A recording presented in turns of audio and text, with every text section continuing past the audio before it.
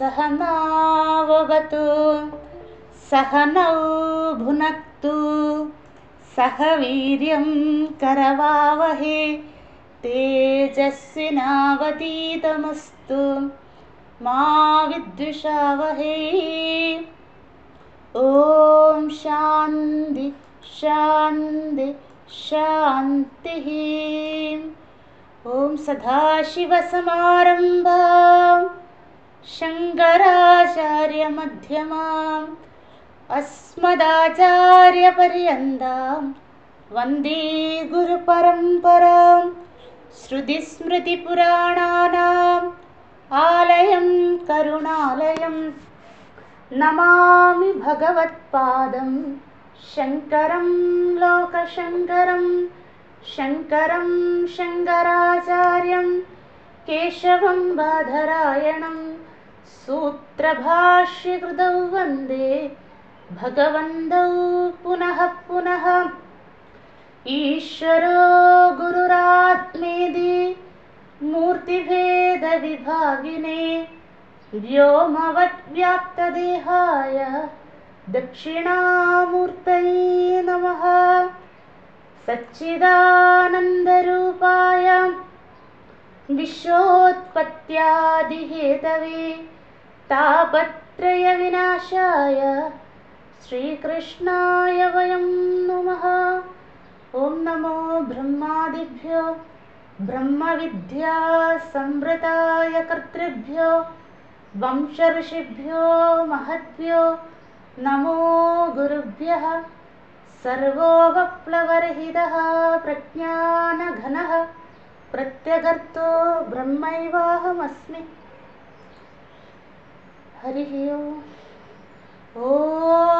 पूर्णमदः पूर्णमिदं पूर्णात् पूर्णमुदच्यते पूर्णस्य पूर्णमादाय पूर्णमेवावशिष्यते। ॐ शान्ति शान्ति शान्तिः। हरिः ओं। श्रीगुरुभ्यो नमः।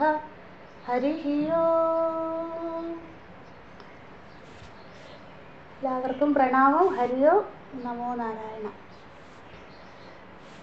അഥ ശുക്ലയജുർവേദീയ കാണ്വശാഃ ബൃഹദാരണ്യക ഉപനിഷത്ത് പ്രഥമകാണ്ഡം മധുകാണ്ഡം ദ്വിതീയോധ്യായം ബ്രഹ്മവിദ്യാപ്രകരണം തൃതീയ ബ്രാഹ്മണം മൂർത്താമൂർത്ത ബ്രാഹ്മണം. യാജ്ഞവൽക്യ മഹർഷിയെ പ്രാർത്ഥിച്ചുകൊണ്ട് നമസ്കരിച്ചുകൊണ്ട് നമുക്ക് ആരംഭിക്കാം. എല്ലാവരുടെയും മനസ്സിൽ ആ പ്രാർത്ഥന ഉണ്ടായിരിക്കണം. മഹാഗുരുവായ യാജ്ഞവൽക്യ മഹർഷിയുടെ മുന്നിലിരുന്നാണ് നാം ഓരോരുത്തരും പഠിക്കുന്നത് എന്നുള്ള ആ ഭാവം മനസ്സിൽ എപ്പോഴും ഉണ്ടാകണം. എങ്കിലേ ഇത് മനസ്സിലാകുകയുള്ളൂ. അദ്ദേഹത്തിൻ്റെ അനുഗ്രഹം കൂടിയേ തീരൂ. നന്നായി പ്രാർത്ഥിക്കുക. ഓം നമഃ പരമഋഷിഭ്യോ നമഃ പരമഋഷിഭ്യോ നമഃ പരമഋഷിഭ്യഃ. നമുക്ക് ഒന്നാമത്തെ മന്ത്രം ഒരുമിച്ച് ചൊല്ലാം. ദ്വിതീയോധ്യായം തൃതീയ ബ്രാഹ്മണം മൂർത്താമൂർത്ത ബ്രാഹ്മണം. ദ്വേവാവ ബ്രഹ്മണോ രൂപേ മൂർത്തം ച ഏവം അമൂർത്തം ച മർത്യം ച അമൃതം ച സ്ഥിതം ച യച്ച സച്ച തെച്ച. യാജ്ഞവൽക്യ മഹർഷി സത്യസ്യ സത്യം എന്ന പ്രമാണവാക്യം 2:1:20 അല്ലെ, 2-ാം അധ്യായം 1-ാം ബ്രാഹ്മണം 20-ാം മന്ത്രത്തിൽ പറഞ്ഞത് ആർക്കാണോ ഉൾക്കൊള്ളുവാൻ സാധിക്കാത്തത് ആ സാധകർക്ക് വേണ്ടി ദ്വിതീയ അധ്യായം ശിശു ബ്രാഹ്മണം, തൃതീയ അധ്യായം മൂർത്താമൂർത്ത ബ്രാഹ്മണം ഉപാസനകൾ നിർദ്ദേശിക്കുകയായിരുന്നു. അതിൽ നമ്മൾ കണ്ടിരുന്നു ശിശുബ്രാഹ്മണത്തിൽ സാമാന്യമായി ഉപാസനകൾ കണ്ടു.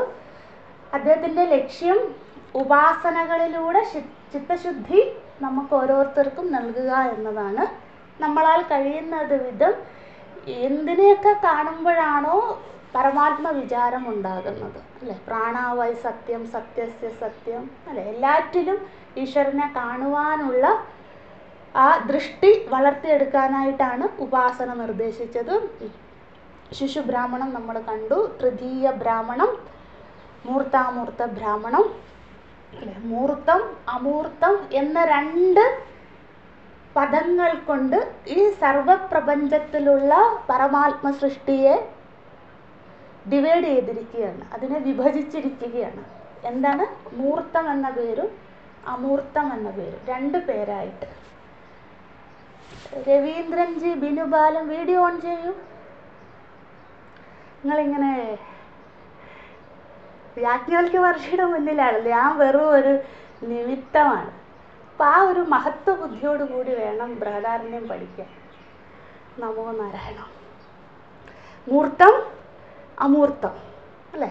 രണ്ടായിട്ട് വിഭാജനം ചെയ്തിരിക്കുകയാണ്. നമ്മൾ എഴുതിയെന്ന് വിചാരിക്കുന്നു. ഇന്നലെ ഇവിടെ കറണ്ടേ ഇല്ലായിരുന്നു വൈകുന്നേരം. അപ്പോൾ എനിക്ക് ഫോട്ടോ എടുത്ത് അയക്കാൻ സാധിക്കാഞ്ഞത് കൊണ്ടാണ് ഇന്നലെ അയക്കാഞ്ഞത്. നമ്മളിനി പഠിക്കാൻ പോകുന്ന 2ഉം 3ഉം മന്ത്രങ്ങൾ, അതുകൊണ്ട് എഴുതിയെടുത്തോന്ന് എനിക്ക് അറിഞ്ഞൂടാ. രാവിലെ ഒരു 3-3:30 ആയപ്പോഴാണ് കറണ്ട് വന്നത്. നല്ല ഇടിയും മഴയായിരുന്നു. അപ്പം അതുകൊണ്ടാണ്. എല്ലാവരും ക്ഷമിക്കുക.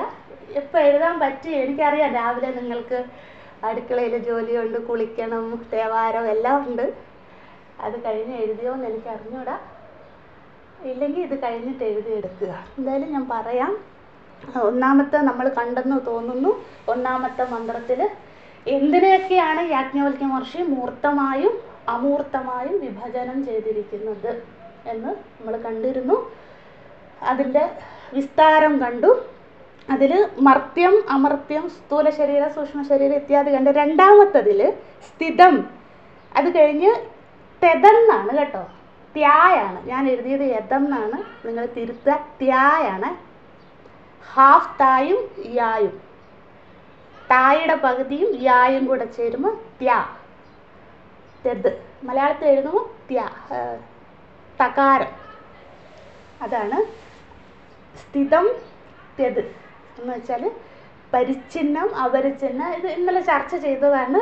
ഇത്രയേ ഉള്ളൂ ഇന്നലെ ചർച്ച ചെയ്തതിൻ്റെ എന്താണ് സമ്മറി. പരമാത്മാവ് നിർഗുണ നിരാകാരൻ. ശ്രദ്ധിക്കണേ, നിർഗുണ നിരാകാരനായ പരബ്രഹ്മന് സൃഷ്ടി നടത്താൻ സാധിക്കില്ല. അതുകൊണ്ട് ഭഗവാൻ മായാസഹിതനായി ഈശ്വരൻ എന്ന രൂപം കൈക്കൊണ്ട് സൃഷ്ടി ആരംഭിച്ചു, അല്ലേ? ആ ആവിർഭാവ രൂപം 2 തരത്തിലേ ഉള്ളൂ. ഒന്ന്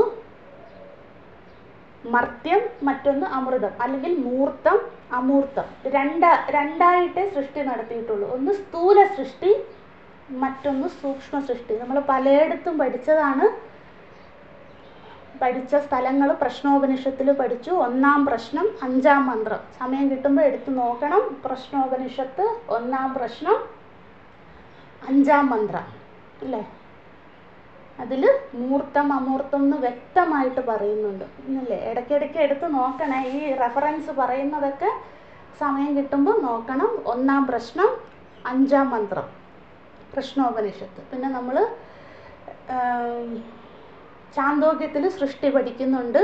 അവിടെ ഒരുപാട് തുടക്കത്തിൽ തന്നെ എങ്ങനെയാണ് ഭഗവാൻ സൃഷ്ടി ആരംഭിച്ചത്.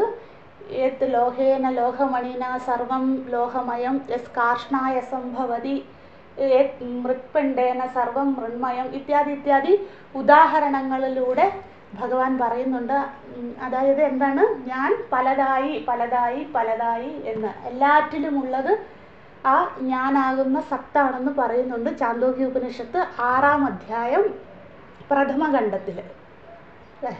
ചാന്തോക്യം 6-ാം അധ്യായം 1-ാം ഖണ്ഡം, പ്രശ്നം 1-ാം അധ്യായം 5-ാം പ്രശ്നം നോക്കണം. പിന്നെ പ്രശ്നോപനിഷത്തിൽ മറ്റു പ്രശ്നങ്ങളിലൊക്കെ വരുന്നുണ്ട്. പിന്നെ ഐത്തരീയ ഉപനിഷത്തും നമ്മൾ പഠിച്ചതാണ്. അവിടെയും കുലാലൻ്റെയൊക്കെ ദൃഷ്ടാന്തം കണ്ടതാണ്. അല്ലേ? ആ മണ്ണിൽ നിന്നും കുടമുണ്ടാകുന്ന വളരെ ക്ലാസിക്കായിട്ടുള്ള എക്സാമ്പിളാണ്. വേദാന്തത്തിലെ ഏത് പുസ്തകത്തിൽ നോക്കിയാലും ഇത് കാണാവുന്നതാണ് അല്ലേ? ആ മൺകുടം വേറെയല്ല, മണ്ണ് വേറെയല്ല. അതുപോലെ തന്നെ നമ്മളിവിടെ കണ്ട് സ്ഥാവര ജംഗമം എന്ത് സൃഷ്ടിച്ചാലും അതിലുള്ള പരമാത്മ ചൈതന്യം വേറെയല്ല എന്നുള്ള ആ ദൃഷ്ടാന്തം ഓർക്കണം. പിന്നെ മറ്റ് ദൃഷ്ടാന്തം നമ്മൾ പഠിച്ചത് സ്വർണത്തിൽ നിന്നും ആഭരണങ്ങൾ അല്ലേ? ഇതൊക്കെ വരണം മനസ്സിലെ അല്ലേ? സ്വർണം വേറെയല്ല, ആഭരണം വേറെയല്ല. അതായത് ഭഗവാൻ എന്തിനെയൊക്കെ സൃഷ്ടിച്ചു അതിലുള്ള ചൈതന്യം വേറെയല്ല ഇത്യാദി. തിരമാല വേറെയല്ല, തിര വേറെയല്ല അല്ലേ? കടലിലെ ജലം വേറെയല്ല, തിരകൾ വേറെയല്ല ഇത്യാദി ഉദാഹരണങ്ങളൊക്കെ മനനം ചെയ്യണം. അങ്ങനെ നമ്മൾ ഒന്നാമത്തെ മന്ത്രം കഴിഞ്ഞു. അത് ഓക്കെ ആണെന്ന് വിചാരിക്കുന്നു. ഇത്രയേ ഉള്ളൂ. വളരെ ഒറ്റ വരിയിൽ പറഞ്ഞാൽ പരമാത്മാവ് സൃഷ്ടി നടത്താനെന്ന് ആരംഭിച്ചു. ആ സൃഷ്ടി നടത്തുമ്പോൾ ബ്രഹ്മനെ വിളിക്കുന്ന പേരാണ് ഈശ്വരൻ. മായാസഹിത ഈശ്വരൻ എന്നാണ് വിളിക്കുന്നത്. അല്ലെ ഹിരണ്യഗർഭൻ, ബ്രഹ്മാജി, സൂത്രാത്മാ ഇത്യാദി പല പേരുകൾ നമ്മൾ കണ്ടിട്ടുണ്ട്. ആ പരമാത്മാവ് മായാസഹിതനായി സൃഷ്ടി നടത്തി. 2 തരം സൃഷ്ടിയുള്ളൂ. ഒന്ന് സ്ഥൂല സൃഷ്ടി, മറ്റൊന്ന് സൂക്ഷ്മ സൃഷ്ടി. അത്രേ പഠിച്ചുള്ളൂ ഒന്നാം മന്ത്രത്തിൽ. നമുക്ക് അടുത്തതിലേക്ക് പോകാം. 2ഉം 3ഉം മന്ത്രങ്ങൾ ഒരുമിച്ചാണ്. അതുകൊണ്ട് നമുക്ക് ഒരുമിച്ചത് പാരായണം ചെയ്യാം. ആദ്യം 2ാമത്തെ മന്ത്രം പദച്ഛേദം നടത്താം. തത് ഏതത് മൂർത്തം യത് അന്യത് വായോ ച അന്തരീക്ഷം ച ഏതത് മർത്യം ഏതത് സ്ഥിതം ഏതത് സത്. നിങ്ങൾക്ക് പദം ഛേദിക്കാൻ പറ്റുന്നുണ്ടെന്ന് വിചാരിക്കുന്നു.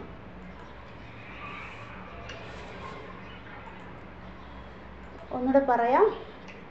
തത് ആദ്യം മുതലേ. തത് ഏതത് മൂർത്തം യത് അന്യത് വായോ ച അന്തരീക്ഷം ച ഏതത് മർത്യം ഏതത് സ്ഥിതം ഏതത് സത് തസ്യ ഏതസ്യ മൂർത്തസ്യ ഏതസ്യ മർത്യസ്യ ഏതസ്യ സ്ഥിതസ്യ ഏതസ്യ സത്. ഏഷ രസഃ യ ഏഷ തപതി സതോ ഹി ഏഷ രസഃ. ഒന്നുകൂടെ പറയേ. ദ്വിതീയ മന്ത്രം. തത് ഏതത് മൂർത്തം യത് അന്യത് വായോ ച അന്തരീക്ഷം ച ഏതത് മർത്യം ഏതത് സ്ഥിതം ഏതത് സത് തസ്യ ഏതസ്യ മൂർത്തസ്യ ഏതസ്യ മർത്യസ്യ ഏതസ്യ സ്ഥിതസ്യ ഏതസ്യ സത്. ഏഷ രസഃ യ ഏഷ തപതി രസോ ഹി ഏഷ രസഃ. അടുത്ത തൃതീയ മന്ത്രം നമുക്ക് പദച്ഛേദം നടത്താം. 3ാമത്തെ മന്ത്രം. അധ അമൂർത്തം വായും ച അന്തരീക്ഷം ച വായും ച അന്തരീക്ഷം ച ഏതത് അമൃതം ഏതത് യത് ഏതത് ഫുൾ സ്റ്റോപ്പാണ് അവിടെ. ഏതത് തസ്യ ഏതസ്യ അമൂർത്തസ്യ ഏതസ്യ അമൃതസ്യ ഏതസ്യ യതഃ ഏതസ്യ തസ ഏഷഃ രസോ യ ഏഷഃ ഏഷഃ രസോ യ ഏഷഃ. ഏഷഃ വിസർഗമുണ്ട്. ഏഷഃ രസോ യ ഏഷഃ. ഏതസ്മിൻ മണ്ഡലേ പുരുഷഃ യസ്യ ഹി ഏഷഃ രസഃ ഇതി ഇത്യാദി ദൈവതം. ഇതി അതിദൈവതം എന്നാണ്. ഒരുമിച്ച് പറയുമ്പോൾ ഇത്യാദി ദൈവതം. രണ്ട് വാക്കാണ്. ഇതി അധികം അതിദൈവതം. ഇതി അതിദൈവതം. ഒന്നുകൂടെ പറയേ. അധ അമൂർത്തം വായും ച അന്തരീക്ഷം ച ഏതത് അമൃതം ഏതത് യത് ഏതത് യത് തസ്യ ഏതസ്യ അമൂർത്തസ്യ ഏതസ്യ അമൃതസ്യ ഏതസ്യ യതഃ ഏതസ്യ ത്യസ ഏഷഃ രസോയ ഏഷഃ ഏതസ്മിൻ മണ്ഡലേ പുരുഷസ്യ യസ്യ ഹി ഏഷഃ രസഃ ഇതി അതിദൈവതം. നമുക്ക് 2, 3 ഒരുമിച്ച് പാരായണം ചെയ്യാം. ദ്വിതീയ മന്ത്രഃ. തത് ഏതത് മൂർത്തം യത് അന്യത് വായോ ച അന്തരീക്ഷം ച ഏതത് മർത്യം. ഒരു മിനിറ്റ്. ഏതന്നാണ്. രണ്ടും ശരിയാ. ഏതത് മർത്യം അല്ലെങ്കിൽ ഏതൻ മർത്യം. ഇവിടെ അർത്ഥവ്യത്യാസമൊന്നും പറയുന്നില്ല, ഒരേ അർത്ഥമാണ്. ഒന്നുകൂടെ ചൊല്ലാൻ ക്ഷമിക്കുക. ദ്വിതീയ മന്ത്രം. തത് ഏതത് മൂർത്തം യത് അന്യത് വായോ ച അന്തരീക്ഷം ച ഏതൻ മർത്യം അല്ലെങ്കിൽ ഏതത് മർത്യം ഏതത് സ്ഥിതം ഏതത് സത് തസ്യ ഏതസ്യ മൂർത്തസ്യ ഏതസ്യ മർത്യസ്യ ഏതസ്യ സ്ഥിതസ്യ ഏതസ്യ സത് ഏഷ രസഃ യ ഏഷ തപതി സതോ ഹി ഏഷ രസഃ. ഒന്നുകൂടെ ചൊല്ലാം. തത് ഏതത് മൂർത്തം യത് അന്യത് വായോ ച അന്തരീക്ഷം ച ഏതത് മർത്യം ഏതത് സ്ഥിതം ഏതത് സത് തസ്യ ഏതസ്യ മൂർത്തസ്യ ഏതസ്യ മർത്യസ്യ ഏതസ്യ സ്ഥിതസ്യ ഏതസ്യ സത് ഏഷ രസഃ യ ഏഷ തപതി രസോ ഹി ഏഷ രസഃ. തൃതീയ മന്ത്രം. അധ അമൂർത്തം വായും ച അന്തരീക്ഷം ച ഏതത് അമൃതം ഏതത് യത് ഏതത് യത് തസ്യ ഏതസ്യ അമൂർത്തസ്യ ഏതസ്യ അമൃതസ്യ ഏതസ്യ യതഃ ഏതസ്യ ത്യസ ഏഷഃ രസോയ ഏഷഃ ഏതസ്മിൻ മണ്ഡലേ പുരുഷഃ യസ്യ ഹി ഏഷഃ രസഃ ഇതി അതിദൈവതം. ഒന്നുകൂടെ തൃതീയ മന്ത്രം. അധ അമൂർത്തം വായും ച അന്തരീക്ഷം ച ഏതത് അമൃതം ഏതത് യത് ഏതത് യത് തസ്യ ഏതസ്യ അമൂർത്തസ്യ ഏതസ്യ അമൃതസ്യ ഏതസ്യ യതഃ ഏതസ്യ ത്യസ ഏഷഃ രസോ യ ഏഷഃ ഏതസ്മിൻ മണ്ഡലേ പുരുഷസ്യ യസ്യ ഹി ഏഷഃ രസഃ ഇതി അതിദൈവതം. യാജ്ഞവൽക്യ മഹർഷി അടുത്ത മൂർത്തം എന്താണ് അമൂർത്തം എന്താണ് വീണ്ടും വിസ്തരിച്ച് പറയുകയാണ്. നമ്മൾ ഒന്നാം മന്ത്രത്തിൽ കണ്ട അതേ കാര്യം ഇവിടെ അനേകം റിപ്പീറ്റേഷൻ വരുന്നുണ്ട്. അപ്പോൾ ആ ഒരു ഭാവത്തോടു കൂടി ഇരിക്കണം. എനിക്ക് വേണ്ടിയാണ് യാജ്ഞവൽക്യ മഹർഷി ആവർത്തിച്ച് പറയുന്നത്. എനിക്ക് എന്തൊക്കെ സ്ഥൂലമായി കാണുന്നുണ്ടോ അതിലൊക്കെ ഈശ്വരനെ കാണാനുള്ള കഴിവ് വളർത്തിയെടുക്കുവാനായി ഇവിടെ ഉപാസന പറയുന്നു. എന്തൊക്കെ സൂക്ഷ്മമായി കാണുന്നുണ്ടോ, സൂക്ഷ്മമായി കാണാൻ സാധിക്കുന്നില്ല എങ്കിലും സൂക്ഷ്മമായി ഉണ്ട്, ഞാൻ അനുഭവിക്കുന്നുണ്ടോ ആ സൂക്ഷ്മത അല്ലേ. ഇപ്പം വായു എന്നത് സൂക്ഷ്മമാണ്, ഞാൻ അനുഭവിക്കുന്നുണ്ട്, അത് ഭഗവാന്റെ സൃഷ്ടിയാണ്. അതുപോലെ സ്ഥൂലമായും സൂക്ഷ്മമായും രണ്ടായിട്ട് ഈശ്വര സൃഷ്ടിയെ വിഭാജനം ചെയ്ത് അതിലൊക്കെ ഭഗവാനെ ദർശിക്കൂ എങ്കിൽ അത് ഉപാസനയായി. ആ ഉപാസനയ്ക്ക് വിളിക്കുന്ന പേരാണ് മൂർത്താമൂർത്ത ഉപാസന. മനസ്സിലാകുന്നുണ്ടെന്ന് വിചാരിക്കുന്നു. നമുക്ക് ഇതിനെ ഡിവൈഡ് ചെയ്യാം. ഒന്നാമത്തെ മന്ത്രത്തിൽ കണ്ടതുപോലെ തന്നെ ഇവിടെ എന്തൊക്കെയാണ് മൂർത്തമായും അമൂർത്തമായും പറയുന്നത് മന്ത്രം 3ഉം 4ഉം. ഇവിടെ മൂന്നാമത്തെ മന്ത്രത്തിന്റെ അവസാനം കണ്ടില്ലേ, ഇതി അതിദൈവതം എന്ന് വെച്ചാൽ അതിദൈവ മൂർത്ത അല്ലെ, ആദിദൈവം എന്നും പറയും. രണ്ട് ശരിയാണ് കേട്ടോ. അതിദൈവം എന്നും പറയാം, അകാരത്തിന് ദീർഘമിട്ടാലും ശരി തന്നെയാണ്. നമ്മൾ പറയാറില്ലേ ആദിദൈവിക താപം, ആദി ഭൗതിക താപം എന്നൊക്കെ. അതുകൊണ്ട് ആദി എന്നും പറയാം, അധി എന്നും പറയാം അല്ലേ. ഇതി അതിദൈവതം, അതായത് അതിദൈവതം ആയിട്ട് മൂർത്തത്തിനെയും അമൂർത്തത്തിനെയും വിഭാജനം ചെയ്തിരിക്കുകയാണ്. എന്തൊക്കെയാണ് അതിദൈവതം? അതിദൈവതം എന്ന വാക്കിൻ്റെ അർത്ഥം ഞാൻ തൊട്ട് താഴെ എഴുതിയിട്ടുണ്ട്, എഴുതാത്തവർ ശ്രദ്ധിക്കുക. സമഷ്ടി പഞ്ചമഹാഭൂതം, അതിനെയാണ് അതിദൈവതം അല്ലെങ്കിൽ ആദിദൈവതം എന്ന് പറയുന്നത്. എന്താണ്? സമഷ്ടി പഞ്ചമഹാഭൂതം. സമഷ്ടി എന്ന് വെച്ചാൽ എന്താണ്? ടോട്ടല്. ഭഗവാൻ സൃഷ്ടിച്ച 14 ലോകങ്ങളും മനസ്സിൽ വരണം ഇപ്പം. അല്ലെ, ഈ ബ്രഹ്മാണ്ടം മുഴുവൻ ഭഗവാൻ എങ്ങനെയാണ് സൃഷ്ടിച്ചത്? പഞ്ചമഹാഭൂത സൃഷ്ടിയാണ് അല്ലേ. തൈത്തിരീച്ച് നമ്മൾ പഠിച്ചിട്ടുണ്ട്, പഞ്ചമഹാഭൂതങ്ങളിലൂടെയാണ് സൃഷ്ടി.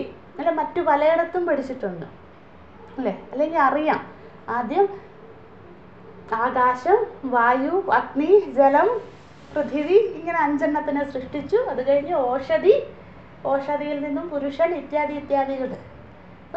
നമ്മളെയൊക്കെ സൃഷ്ടിക്കുന്നതിന് മുമ്പ് ഈശ്വരൻ മായാസഹിതനായി സൃഷ്ടി നടത്തി. നമ്മൾ പറഞ്ഞു സ്ഥൂല രൂപത്തിലും സൂക്ഷ്മ രൂപത്തിലുമാണ് സൃഷ്ടിച്ചത്. അത് ആദ്യം സൃഷ്ടിച്ചത് പഞ്ചമഹാഭൂതങ്ങളെയാണ്. അതിനെയാണ് ഇവിടെ അതിദൈവം എന്ന് പറയുന്നത്. പഞ്ചമഹാഭൂതങ്ങളിൽ എന്തൊക്കെയാണ് മൂർത്തമായിട്ടുള്ളത്? മൂർത്തം എന്ന് വെച്ചാൽ എന്താണ്? സ്ഥൂലമായിട്ടുള്ളത്. മൂർത്തം എന്ന വാക്കിൻ്റെ അർത്ഥം സ്ഥൂലം, അമൂർത്ത എന്ന വാക്കിൻ്റെ അർത്ഥം സൂക്ഷ്മം അല്ലേ. ഇത് ഇച്ചിരി ട്രിക്കിയാണ്. 6ാമത്തെ മന്ത്രം വരെ വളരെ ക്ഷമയോടെ ശ്രദ്ധയോടെ ഇരുന്നാലേ ഇത് കിട്ടുകയുള്ളൂ. അതുകൊണ്ട് പ്രാർത്ഥനയോടെ ഇരിക്കുക. മൂർത്തം എന്ന വാക്കിൻ്റെ അർത്ഥം സ്ഥൂലം, അമൂർത്തം എന്ന വാക്കിൻ്റെ അർത്ഥം സൂക്ഷ്മം. ഭഗവാൻ 2 രീതിയിലേ സൃഷ്ടിച്ചിട്ടുള്ളൂ. ഒന്ന് മൂർത്തപ്രപഞ്ചം, അമൂർത്ത പ്രപഞ്ചം. മൂർത്തം എന്നാൽ ഇനി പറയുകയാണ്. എന്താണ്? സമഷ്ടി പഞ്ചമഹാഭൂതം മൂർത്തം. ഭഗവാൻ മായാസഹിതനായി ആദ്യം എന്തിനെ സൃഷ്ടിച്ചു? സമഷ്ടി പഞ്ചമഹാഭൂതങ്ങൾ. ആ പഞ്ചമഹാഭൂതത്തിൽ നിന്നാണ് നാം ഒക്കെ ഉണ്ടായത്. അപ്പം ആദ്യം സമഷ്ടി പഞ്ചമഹാഭൂത മൂർത്തങ്ങളെ എന്ന് വെച്ചാൽ എന്താണ്? സമഷ്ടി പഞ്ചമഹാഭൂത സ്ഥൂല രൂപങ്ങളെ സൃഷ്ടിച്ചു. അതേതൊക്കെയാണ്? തൊട്ട് താഴെ ഞാൻ എഴുതിയിട്ടുണ്ട്. ഇതിലില്ല, മന്ത്രത്തിലില്ല, പക്ഷെ കൂട്ടിച്ചേർക്കണം. എന്തൊക്കെയാണ്? ജഡമായിട്ടുള്ള പഞ്ചമഹാഭൂതം എന്ന് വെച്ചാൽ 5 ഭൂതങ്ങൾ. അതിൽ ജഡമായിട്ടുള്ളത്, മൂർത്തമായിട്ടുള്ളത് ഏതൊക്കെയാണ്? അഗ്നി, ആപഹ എന്ന് വെച്ചാൽ ജലം, പൃഥിവി, ഭൂമി. അഗ്നി, ജലം, ഭൂമി, അല്ലെങ്കിൽ അഗ്നി, ആപം, പൃഥിവി. ഇതൊക്കെയാണ് സ്ഥൂല മഹാഭൂതങ്ങൾ. പഞ്ചമഹാഭൂതത്തിൽ 3 സ്ഥൂല രൂപത്തിൽ സൃഷ്ടിച്ചത്. ശ്രദ്ധിക്കണേ, പഞ്ചമഹാഭൂതത്തിൽ ഭഗവാൻ 3 സ്ഥൂല രൂപത്തിൽ സൃഷ്ടിച്ചത്. എന്തുകൊണ്ട് ഇതിനെ സ്ഥൂലം എന്ന് പറയുന്നു? നമുക്ക് കണ്ണുകൊണ്ട് കാണാൻ സാധിക്കും. അഗ്നിയെ കാണാൻ സാധിക്കും, ആപം ജലത്തിനെ കാണാൻ സാധിക്കും, പൃഥിവി അല്ലേ, പിന്നെ പറയേണ്ട കാര്യമില്ല അല്ലേ. നമ്മൾ നിരന്തരം കണ്ടനുഭവിക്കുന്ന പൃഥിവി തന്നെയാണ്, ഭൂതത്വമാണ് അല്ലെ. നമ്മുടെ ശരീരവും ഭൂതത്വമാണ് അല്ലേ. അപ്പം ഇത് കണ്ടനുഭവിക്കാൻ സാധിക്കും. അതുകൊണ്ട് ഇതിനെ മൂർത്തമെന്ന് വിളിക്കുന്നു. എന്താണ്? സ്ഥൂലമെന്ന് വിളിക്കുന്നു. സ്ഥൂലം എന്ന് വെച്ചാൽ ജഡം, കണ്ടനുഭവിക്കാൻ സാധിക്കുന്നത്. നമ്മൾ പറഞ്ഞിരുന്നു പ്രത്യക്ഷ ഗോചരം. സ്ഥൂലം എന്ന വാക്കിന് തൊട്ടു മുമ്പ് പഠിച്ചു. പ്രത്യക്ഷ ഗോചരം എന്ന് വെച്ചാൽ എന്താ? എൻ്റെ കണ്ണുകൊണ്ട് പ്രത്യക്ഷമായി കാണുവാൻ സാധിക്കുന്നത്.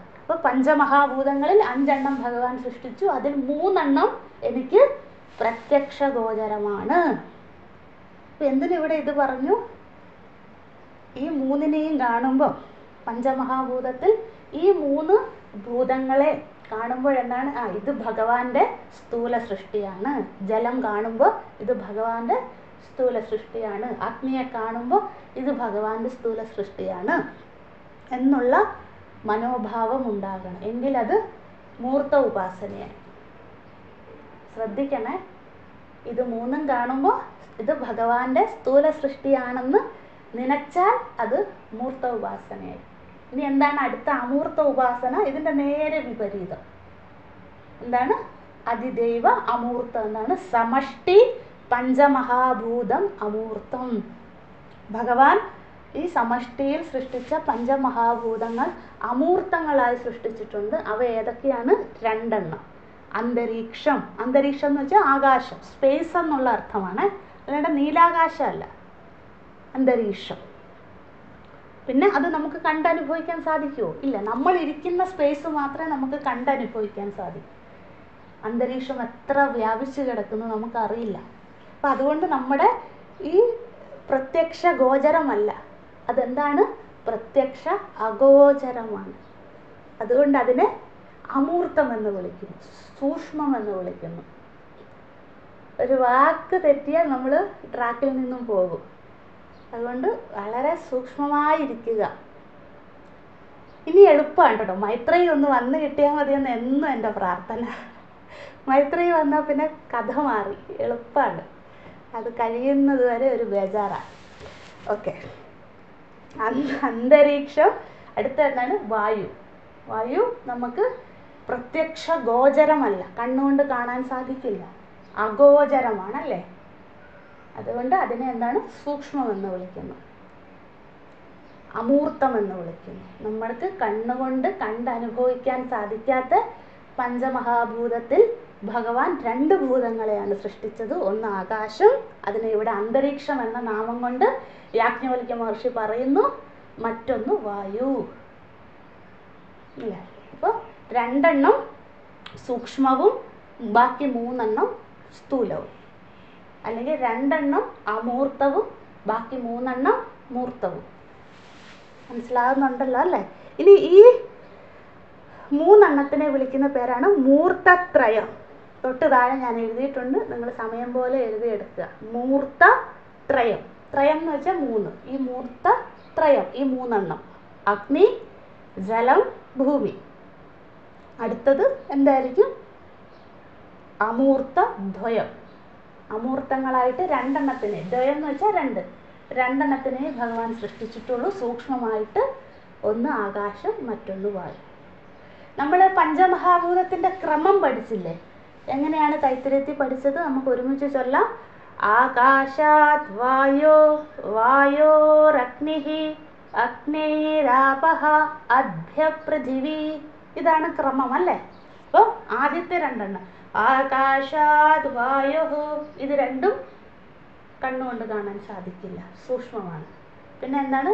വായോരഗ്നിഹി, അഗ്നേരാപഹ, അദ്ഭ്യ പൃഥിവി. ഇത് 3 അവസാനത്തെ 3 എന്താണ്? കണ്ണുകൊണ്ട് കാണാൻ സാധിക്കുക. അപ്പം അതിനെ എന്ത് വിളിക്കും? മൂർത്തത്രയം എന്ന് വിളിക്കും. അത് എന്താണ്? സ്ഥൂലമാണ്, പ്രത്യക്ഷ ഗോചരമാണ്. അതാണ് ആ എഴുതിയിരിക്കുന്നത്. ഇനി അടുത്തത് നിങ്ങൾ ആ ടേബിളിൽ അവസാനത്തെ നോക്കുക. സ്ഥൂല ശരീര ആരംഭം മൂർത്തത്രയം. ഈ 2, 3 മന്ത്രത്തിൽ പറഞ്ഞിരിക്കുന്ന കാര്യമാണ്. സ്ഥൂല ശരീര ആരംഭം മൂർത്തത്രയം. അസ്ഥി എന്നും കൂടെ എഴുതാം കേട്ടോ. ഞാൻ എഴുതിയില്ലെങ്കിലും കുഴപ്പമില്ല, എഴുതിയാലും ശരി തന്നെ. എന്ന് വെച്ചാൽ ആ സെൻറ്റൻസ് കംപ്ലീറ്റ് ആക്കാം വേണമെങ്കിൽ. സ്ഥൂല ശരീര ആരംഭം മൂർത്തത്രയം അസ്ഥി എന്ന് വെച്ചാൽ എന്താണ്? സ്ഥൂല ശരീരം ആരംഭിക്കുന്നത് ഈ മൂർത്തത്രയങ്ങളിൽ നിന്നാകുന്നു. ആകുന്നു എന്നുള്ള അർത്ഥമാണ് അസ്ഥി. ഈസ് എന്ന് നമ്മൾ പറയില്ലേ ഇംഗ്ലീഷിൽ? ഈസ് എന്ന് വെച്ചാൽ എന്താ? ആകുന്നു. ഡിസീസ് എന്ന് പറയില്ല.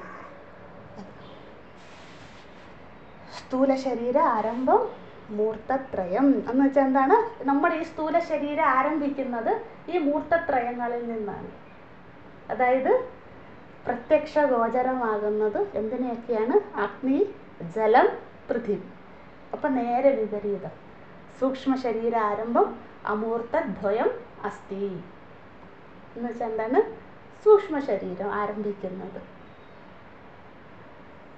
സൂക്ഷ്മം എന്താണ്? അമൂർത്തം. അത് ആരംഭിക്കുന്നത് ആകാശ, വായു. അതാണ് മന്ത്രം 2, 3. ഇതിൻ്റെ കുറച്ചുകൂടെ തുടർച്ചയുണ്ട്, ഞാൻ പറയാം, ശ്രദ്ധിക്കുക. ഒന്നുകൂടെ പറയാം. പരമാത്മാവ് ഈശ്വരൻ മായാസഹിതനായ സൃഷ്ടി നടത്തി 2 എണ്ണത്തിനെ സൃഷ്ടിച്ചിട്ടുള്ളൂ. ഒന്ന് മൂർത്ത പ്രപഞ്ചത്തിനെയും അമൂർത്ത പ്രപഞ്ചത്തിനെയും സൃഷ്ടിച്ചു. അതായത് സ്ഥൂല സൃഷ്ടിയും സൂക്ഷ്മ സൃഷ്ടിയും ഉള്ളൂ. 2 സൃഷ്ടി മാത്രമേ ഉള്ളൂ. അപ്പം ഈ 2ആയിട്ട് എങ്ങനെ കാണാം? ആദ്യം നമ്മൾ പഠിച്ചിട്ടുണ്ട്, ഈശ്വരൻ മായാസഹിതനായി ആദ്യം സൃഷ്ടിച്ചത് പഞ്ചമഹാഭൂതങ്ങളെയാണെന്ന്. ആ പഞ്ചമഹാഭൂതത്തിൽ ആദ്യത്തെ 2 എണ്ണം സൂക്ഷ്മമാണ്. കാരണം ആ പഞ്ചമഹാഭൂതങ്ങളിൽ ആദ്യത്തെ 2 മഹാഭൂതങ്ങളെ കണ്ടനുഭവിക്കാൻ സാധിക്കില്ല. അതുകൊണ്ട് അതിനെ സൂക്ഷ്മം എന്ന് വിളിക്കുന്നു, അമൂർത്തം എന്ന് വിളിക്കുന്നു, പ്രത്യക്ഷ അഗോചരം എന്ന് വിളിക്കുന്നു. ബാക്കി 3 മഹാഭൂതങ്ങളെ, അവസാനത്തെ 3 മഹാഭൂതങ്ങളെ പ്രത്യക്ഷ ഗോചരമാണ്, കണ്ടനുഭവിക്കാൻ സാധിക്കുന്നതാണ്. അതുകൊണ്ട് അതിനെ എന്ത് വിളിക്കുന്നു? മൂർത്തം എന്ന് വിളിക്കുന്നു. ജഡം, സ്ഥൂലം എന്ന് വിളിക്കുന്നു. കാരണം സ്ഥൂലം എന്ന് വിളിക്കാൻ കാരണം ഇത് പ്രത്യക്ഷ ഗോചരമായതുകൊണ്ട്. ഇത്രയേ പഠിച്ചുള്ളൂ. ഇതൊക്കെ വിട്ടേര്. ഇത്രയേ ഉള്ളൂ മനസ്സിൽ ഓർക്കേണ്ടത്. ഭഗവാൻ പ്രപഞ്ചത്തെ സൃഷ്ടിക്കുമ്പോൾ ആദ്യം മഹാഭൂതങ്ങളെയാണ് സൃഷ്ടിച്ചത്, അല്ലേ? ആ മഹാഭൂതങ്ങളിൽ 5 എണ്ണം ഉണ്ട് പഞ്ചമഹാഭൂതം. പഞ്ചമഹാഭൂതം അല്ലാതെ ഷഷ്ടമായിട്ടൊരു മഹാഭൂതം ഒരു ലോകത്തുമില്ല, ആരും കണ്ടുപിടിച്ചിട്ടുമില്ല. 6ാമതായിട്ട് ഒരു മഹാഭൂതം. ആകെ പഞ്ചമഹാഭൂതമേ ഉള്ളൂ. പഞ്ചമഹാഭൂതത്തിൻ്റെ പല പല വേരിയേഷൻസ് ആണ് നമ്മൾ ഈ കാണുന്ന ലോകം മുഴുവൻ. അപ്പം ഈ പഞ്ചമഹാഭൂതങ്ങളിൽ ഭഗവാൻ 5ആയിട്ട് തരംതിരിച്ചു. ആ പഞ്ചമഹാഭൂതങ്ങളെ സൃഷ്ടിച്ചു. അതിൽ ആദ്യത്തെ 2 എണ്ണം സൂക്ഷ്മമാണ്, അവസാനത്തെ 3 എണ്ണം സ്ഥൂലമാണ്. ഇത്രയേ ഉള്ളൂ. ആദ്യത്തെ 2 എണ്ണം സൂക്ഷ്മമാണ്, അവസാനത്തെ 3 എണ്ണം സ്ഥൂലമാണ്. അപ്പം ഈ ആദ്യത്തെ സൂക്ഷ്മമായിട്ടുള്ളതും ഈശ്വരൻ്റെ സൃഷ്ടിയാണ് എങ്കിൽ അത് അമൂർത്ത ഉപാസനയായി. അവസാനത്തെ 3 എണ്ണം എനിക്ക് കാണാം, അതും ഈശ്വരൻ്റെ സൃഷ്ടിയാണ് എങ്കിൽ അത് മൂർത്ത ഉപാസനയായി. ഒന്നുകൂടെ പറയാം. ആദ്യത്തെ 2 എണ്ണം സൂക്ഷ്മമാണ്, ആകാശവും വായുവും, അതും ഈശ്വരൻ്റെ സൃഷ്ടിയാണ്, അത് സൂക്ഷ്മമാണ് എങ്കിൽ ആ ഈശ്വരൻ്റെ സൃഷ്ടിയാണ് അതെന്ന് നനച്ചാൽ അത് അമൂർത്ത ഉപാസനയായി. അവസാനത്തെ 3 എണ്ണവും ഈശ്വരൻ്റെ സൃഷ്ടിയാണ് എന്ന് നനച്ചാൽ അത് മൂർത്ത ഉപാസനയായി. കാരണം എനിക്കത് സ്ഥൂലമാണ് കണ്ടനുഭവിക്കാൻ. നമോ നാരായണ. നമുക്ക് അടുത്തതിലേക്ക് പോകാം. ഇനി തുടരുകയാണ്. അത് ഇതിൻ്റെ കാര്യങ്ങൾ പറഞ്ഞത് തന്നെയാണ്. അത് തൊട്ട് മുമ്പും പറഞ്ഞ കാര്യങ്ങൾ തുടരുകയാണ്. ഇതിനെ മർത്യം എന്ന് വിളിക്കും, സ്ഥിതം എന്ന് വിളിക്കും, സതെന്ന് വിളിക്കും. നമ്മൾ 1ാമത്തെ മന്ത്രത്തിൽ കണ്ടത് തന്നെയാണ്. മൂർത്തത്തിന് എഴുതിക്കോളൂ. നിങ്ങൾ ആ കോളം വരച്ച് എഴുതിയില്ലേ? സ്ഥൂല ശരീരം ആരംഭം മൂർത്തത്രയം എന്ന് എഴുതിയില്ല? അതിൻ്റെ തൊട്ട് താഴെ ആ കോളത്തിൽ തന്നെ എഴുതിക്കോളൂ. അതായത് മൂർത്തം എന്ന കോളത്തിൻ്റെ താഴെ തന്നെ എഴുതിക്കോളൂ. മർത്യം കോമ സ്ഥിതം കോമ സത്. മർത്യം കോമ സ്ഥിതം കോമ സത്. ഞാൻ ക്ലാസ് കഴിഞ്ഞ് ഇത് അയച്ചു തരാം, അപ്പം നോക്കി എഴുതിയാലും മതി. മർത്യം സ്ഥിതം സത് നമ്മൾ 1ാമത്തെ മന്ത്രത്തിൽ എഴുതി. ആ കോളം നോക്കിയാൽ തന്നെ മനസ്സിലാകും. 1ാമത്തെ കോളത്തിലുണ്ട്. ഇത് മർത്യമാണ്, അല്ലേ? സ്ഥിതമാണ്. സ്ഥിതം എന്ന് വെച്ചാൽ എന്താ? പരിച്ഛിന്നമാണ്. പിന്നെ സതാണ്. സതെന്ന് വെച്ചാൽ എന്താ? പ്രത്യക്ഷ ഗോചരമാണ്. എഴുതിയ കാര്യം തന്നെ. അതിൻ്റെ നേരെ ഓപ്പോസിറ്റ് അമൂർത്തത്തിൻ്റെ കോളത്തിൽ എഴുതൂ. അമൃതം ത്യത് യത്. അമൃതം ത്യത് യത്. രണ്ട് വാക്കാണ്. അമൃതം കോമ തെത് കോമ യത്. യാരാലാവയുടെ യ. അമൃതം കോമ തെത് കോമ യത് എന്ന് വെച്ചാൽ എന്താണ്? അത് സൂക്ഷ്മമാണ്. നമ്മൾ കണ്ടതാണ്. ഒന്നാമത്തെ ഇത് നോക്കിയാൽ മതി. ഇത് റിപ്പീറ്റ് ചെയ്യുകയാണ് 3-4 മന്ത്രത്തിൽ ഈ വാക്കുകൾ. അമൃതം എന്ന് വെച്ചാൽ സൂക്ഷ്മമാണ്, തെതെന്ന് വെച്ചാൽ അപരിച്ഛിന്നമാണ്, യതെന്ന് വെച്ചാൽ പ്രത്യക്ഷാഗോചരമാണ്. ഞാനിത് അയച്ചു തരാം, അപ്പം നിങ്ങൾ എഴുതിയാൽ മതി. ഇനി ഒരു കാര്യം കൂടെ, അടുത്ത 4ാമത്തെ പോയിന്റ്. ഇപ്പം പറഞ്ഞ 3ാമത്തെ പോയിന്റാണ്. 4ാമത്തെ പോയിന്റ് അതും അയച്ചു തരാം. ഇനി അവസാനിക്കുന്നത് എങ്ങനെയാണ്? മൂർത്തസാരഭൂതം സൂര്യഃ അസ്തി. അതായത് മൂർത്തത്തിൻ്റെ കോളത്തിൻ്റെ താഴെ എഴുതണം മൂർത്തസാരഭൂതം സൂര്യഃ അസ്തി. ഇത് തന്നെ അടുത്ത കോളത്തിൽ 4ാമത്തെ പോയിന്റായിട്ട് അമൂർത്തത്തിൻ്റെ കോളത്തിൽ എഴുതണം അമൂർത്തസാരഭൂതഃ സൂര്യഃ അസ്തി.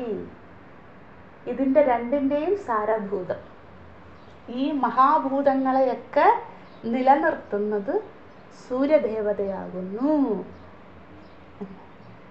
അതായത് ആകാശം, വായു, അഗ്നി, ജലം, പൃഥിവി 5നും ആധാരം സൂര്യദേവതയാണ്. സൂര്യദേവതയെയാണ് പരമാത്മാവ് ദേവതാ സൃഷ്ടിയിൽ സൂര്യനെയാണ് പഞ്ചമഹാഭൂതങ്ങളെ സംരക്ഷിക്കുവാനുള്ള ധർമ്മം ഏൽപ്പിച്ചിരിക്കുന്നത്. അതുകൊണ്ടാണ് സൂര്യനില്ലെങ്കിൽ പ്രപഞ്ചമില്ലെന്ന് പറയുന്നത്. ഒന്നുകൂടെ പറയാം, പരമാത്മാവ് പഞ്ചമഹാഭൂതങ്ങളുടെ സൃഷ്ടിക്ക് അതിനു മുമ്പേ ദേവതകളെയൊക്കെ സൃഷ്ടിച്ചിട്ടുണ്ട്. ഇത് ഞാൻ ആ ക്രമമൊന്നും പറഞ്ഞിട്ടില്ല, അത് നിങ്ങൾക്ക് അറിയാവുന്നുള്ള ഒരു ടേക്ക് ഇറ്റ് ഫോർ ഗ്രാൻഡഡ്. അറിയാമല്ലോ അല്ലേ? നമ്മൾ പരമാത്മാവ് പഞ്ചമഹാഭൂതങ്ങളെ സൃഷ്ടിക്കുന്നതിന് മുമ്പേ ദേവതകളെ സൃഷ്ടിച്ചിരുന്നല്ലോ. ആ ദേവതകളെ സൃഷ്ടിച്ചതിന് ശേഷമാണ് പഞ്ചമഹാഭൂതങ്ങളെ സൃഷ്ടിച്ചത്. പഞ്ചമഹാഭൂതങ്ങളെ സൃഷ്ടിച്ചതിന് ശേഷമാണ് സ്ഥൂലമായ നമ്മുടെ ശരീരത്തെ സൃഷ്ടിച്ചത്. എന്നിട്ട് ആ ദേവതകളെ ഓരോ സ്ഥലത്തും ഇരുത്തിയല്ലോ. കേനോപനിഷത്തിലും നമ്മൾ ആ ഉമാദേവിയുടെ സംവാദത്തിലൊക്കെ ഇത് വരുന്നുണ്ട് അല്ലേ? വാക്യഭാഷ്യത്തിലൊക്കെ നമ്മൾ കണ്ടതാണ്, കൃഷ്ണോപനിഷത്തിൽ കണ്ടാണ്. നാരായണ. അതായത് ദേവതകളെയൊക്കെ സൃഷ്ടിച്ച് സൃഷ്ടിക്രമം ഓർമ്മയുണ്ടല്ലോ അല്ലേ? എന്നിട്ട് പഞ്ചമഹാഭൂതങ്ങളെ സൃഷ്ടിച്ചു. പഞ്ചമഹാഭൂതങ്ങളിൽ നിന്നും മനുഷ്യ പശു പശ്യാദികളെ സൃഷ്ടിച്ചു. സ്ഥാവര ജംഗമങ്ങളെ സൃഷ്ടിച്ചു. എന്നിട്ട് ദേവതകൾക്ക് ഓരോ ഇരിപ്പിടം കൊടുത്തില്ലേ? കണ്ണിൻ്റെ ദേവതയായി ആദിത്യനെ, പാദത്തിൻ്റെ ദേവതയായി വിഷ്ണുവിനെ, കൈയുടെ ദേവതയായി ഇന്ദ്രനെ, അല്ലേ? എല്ലാ ദേവതകളെയും അതാത് സ്ഥാനത്തിരുത്തി അവയുടെ ധർമ്മം ഏൽപ്പിച്ചു. എന്നിട്ട് എന്താണ്? ആത്മനാ അനുപ്രവേശ നാമരൂപേ വ്യാകരവാണി അല്ലേ? ചാന്തോക്യം. അതായത് പരമാത്മാവ് വന്നിട്ട് എന്ത് ചെയ്തു? ചൈതന്യ രൂപത്തിൽ ഈ ശരീരത്തിലേക്ക് പ്രവേശിച്ചു. അപ്പോൾ എന്താണ്? ഈ ശരീരം ഉണർന്നു. പിന്നെ യഥാപൂർവം അകൽപ്പയത്. പിന്നെ ഇങ്ങനെ സൃഷ്ടി തുടർന്നുകൊണ്ടേയിരുന്നു. സൃഷ്ടി വിചാരം ഓർക്കണം, മറക്കരുതേ.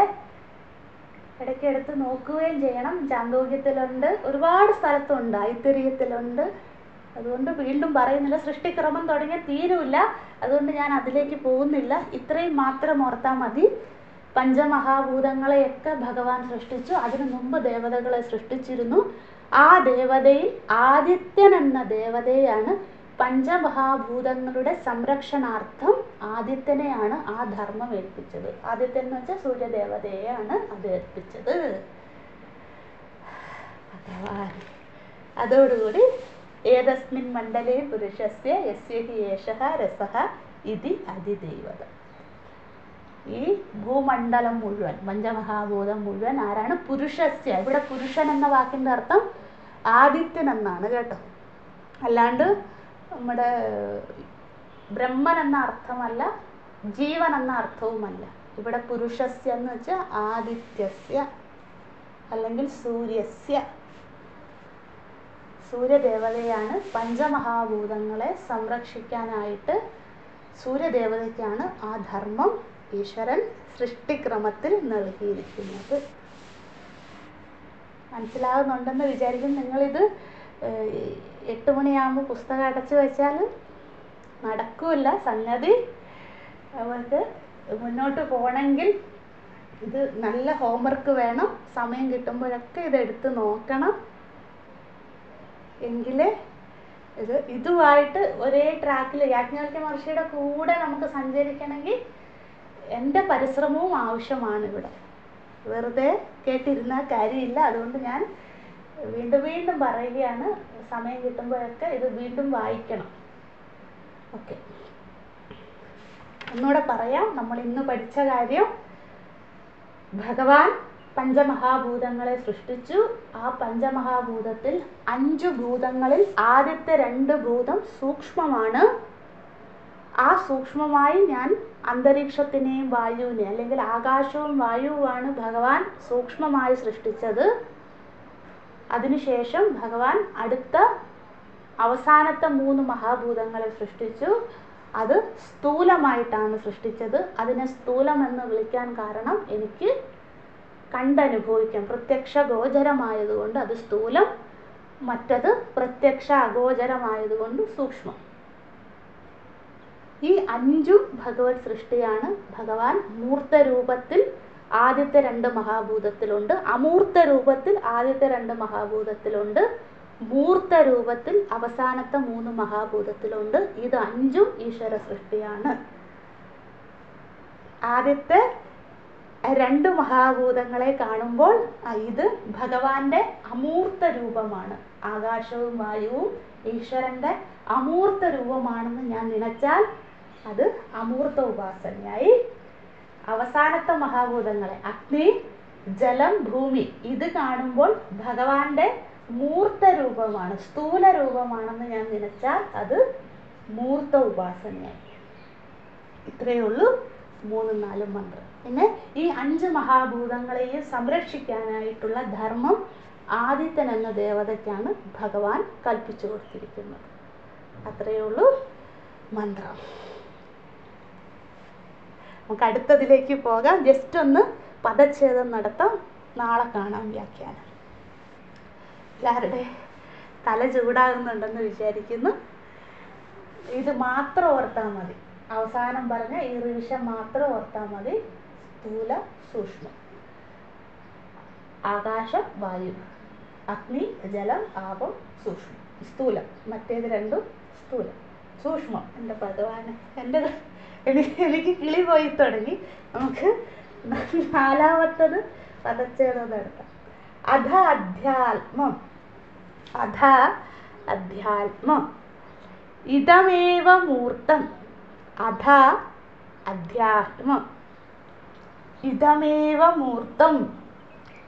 ഭഗവാൻ ശങ്കരാചാര്യ സ്വാമികളെ ഇതിൻ്റെ ഭാഷ്യത്തിൽ ഇടയ്ക്കിടയ്ക്ക് വരുന്നുണ്ട്, ഇടയ്ക്കിടയ്ക്ക് പറയുന്നുണ്ട്, മൈത്രേയി ഒന്ന് വരൂ എന്ന്. കാരണം ഇവിടെ തല ചൂടാകാൻ തുടങ്ങി. മൂർഖ ഏവാസു, ഞാൻ മൂർഖന്മാരോടാണ് സംസാരിക്കുന്നത്. മൈത്രേയെ വിളിക്കുകയാണ്, വേഗം വരൂ എന്ന്. അതിവിടെ കാണാം ഭാഷ്യത്തിൽ. നല്ല രസമാണ്. വേഗം കാത്തിരിക്കാൻ. ഇനി 4, 5, 6, 3 മന്ത്രം കൂടി ഉള്ളു. അത് കഴിഞ്ഞാൽ മൈത്രേയി വരും. അധ അധ്യാത്മം, ഇതമേവ മൂർത്തം യത് അന്യത്, ഇതമേവ മൂർത്തം യത് അന്യത്, പ്രാണാച്ച, പ്രാണഹ ച എന്നാണ് കേട്ടോ, പ്രാണാച്ച, യച്ച അയം അന്തരാത്മൻ ആകാശഃ ഏതന്മർത്യം, അല്ലെങ്കിൽ ഏതന്മർത്യം, ഏതന്മർത്യം ഏതത് സ്ഥിതം ഏതത് സത് തസ്യ ഏതസ്യ മൂർത്തസ്യ ഏതസ്യ മർത്യസ്യ ഏതസ്യ സ്ഥിതസ്യ ഏതസ്യ സതഃ, സതഃ, സതഃ എന്നാണ്, ഏതസ്യ സതഃ, യേശ രസഃ യത് ചക്ഷുഃ, യത് ചക്ഷുഃ, സതഃ ഹി ഏഷ രസഃ. സതോ ഹ്യേഷ രസഃ എന്ന് വെച്ചാൽ സതഃ ഹി ഏഷ രസഃ. സതഃ ഹി ഏഷ രസഃ. ഒന്നുകൂടെ പറയേ. അധ അധ്യാത്മം ഇതമേവ മൂർത്തം യത് അന്യത് പ്രാണാച്ച യച്ഛായം അന്തരാത്മൻ ആകാശഃ ഏതന്മർത്യം ഏതത് സ്ഥിതം ഏതത് സത് തസ്യ ഏതസ്യ മൂർത്തസ്യ ഏതസ്യ മർത്യസ്യ ഏതസ്യ സ്ഥിതസ്യ ഏതസ്യ സതഃ ഏഷ രസഃ യച്ചക്ഷുഃ. സതഃ ഹി ഏഷഃ ഏഷ രസഃ. സതഃ ഹി ഏഷ രസഃ. ഒരുമിച്ച് പാരായണം ചെയ്യാം. അധാധ്യാത്മം ഇതമേവ മൂർത്തം യത് അന്യത് പ്രാണാച്ച യച്ഛ അയം അന്തരാത്മൻ ആകാശഃ ഏതന്മർത്യം ഏതത് സ്ഥിതം ഏതത് സത് തസ്യ ഏതസ്യ മൂർത്തസ്യ ഏതസ്യ മർത്യസ്യ ഏതസ്യ സ്ഥിതസ്യ ഏതസ്യ സതഃ ഏഷ രസഃ യച്ചക്ഷുഃ. സതഃ ഹി ഏഷ രസഃ. അധാധ്യാത്മം ഇതമേവ മൂർത്തം യത് അന്യത് പ്രാണാച്ച യച്ഛ അയം അന്തരാത്മൻ ആകാശഃ ഏതന്മർത്യം ഏതത് സ്ഥിതം ഏതത് സത് തസ്യ ഏതസ്യ മൂർത്തസ്യ ഏതസ്യ മർത്യസ്യ ഏതസ്യ സ്ഥിതസ്യ ഏതസ്യ സതഃ ഏഷ രസഃ യച്ചക്ഷുഃ. സതഃ ഹി ഏഷ രസഃ. ഇതുപോലെ ടേബിളാണ്, ഞാനത് അയച്ചു തരാം. ബാക്കി നമുക്ക് എന്നിട്ട് പഠിക്കാം. 4ാമത്തെ മന്ത്രവും ടേബിളുണ്ട്, 5ാമത്തെ മന്ത്രത്തിലും ഇതേപോലെ ടേബിളുണ്ട്. അത് നോക്കിയാൽ എളുപ്പമാണ്. അങ്ങനെ നമുക്ക് 4ഉം 5ഉം മന്ത്രം കഴിഞ്ഞാൽ പിന്നെ 6ാമത്തെ മന്ത്രം പകുതി വരെയുണ്ട്. അതിനുശേഷം നേതി അപവാദ പ്രകരണം. ഇപ്പോഴ് 2ഉം 3ഉം മന്ത്രത്തിൻ്റെ കണ്ടിന്യൂവേഷനും വായിക്കാം. ബാക്കി 4ാമത്തെ മന്ത്രത്തിൻ്റെയും വായിക്കാം. എല്ലാവരും പകർത്തി എഴുതണം. അല്ലെങ്കിൽ എന്താണെന്നോ, ഇത് കഴിഞ്ഞ് നമ്മൾ അവസാനത്തെ ശതപഥ ബ്രാഹ്മണമൊക്കെ എത്തുമ്പോൾ മൂർത്താമൂർത്തം മറന്നു പോകും. അതുകൊണ്ടാണ് എല്ലാവരും പകർത്തി എഴുതണം. അതൊരു സാധനയായി, യാജ്ഞവൽക്യ മഹർഷിക്കുള്ള ദക്ഷിണയായി തന്നെ ആ മനോഭാവത്തോടെ സന്തോഷത്തോട് തന്നെ അത് എഴുതിയെടുക്കണം.